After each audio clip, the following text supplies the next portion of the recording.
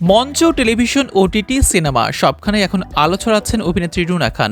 তবে শুধু অভিনয় নয়, মাঝে মধ্যে র্যাম্পেও দেখা যায় তাকে। এবার BGMEA university of fashion technology convocation fashion শোতে শো স্টপার হিসেবে হাজির হলেন তিনি।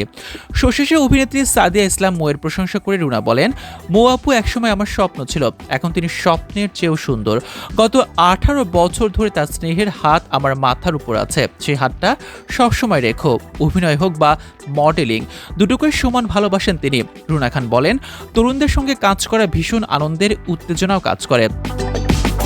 1983 সালের 11 জানুয়ারি টাঙ্গাইলের মির্জাপুরে জন্ম রুনার। 2002 সালে নাগরিক নাট্য সম্প্রদায়ে যোগ দিয়ে থিয়েটারে যাত্রা শুরু করেন তিনি। 2005 সালে জনপ্রিয় শিশুতোষ ধারাবাহিক 1, 2, 3 সিসিমপুর দিয়ে ছোট পর্দায় অভিষেক। 2017 সালে তৌকির আহমেদ পরিচালিত হালদা সিনেমায় জাহিদ হাসানের বিপরীতে অভিনয় করেন। এই সিনেমার জন্য তিনি শ্রেষ্ঠ পার্শ্ব অভিনেত্রী হিসেবে জাতীয় চলচ্চিত্র পুরস্কার ও বাচ্চাস পুরস্কার অর্জন করেন। সম্প্রতি 23তম ঢাকা আন্তর্জাতিক চলচ্চিত্র উৎসব DIFF প্রিমিয়ার হয়েছে রুনা খানের নতুন সিনেমা নীলপদ্ম।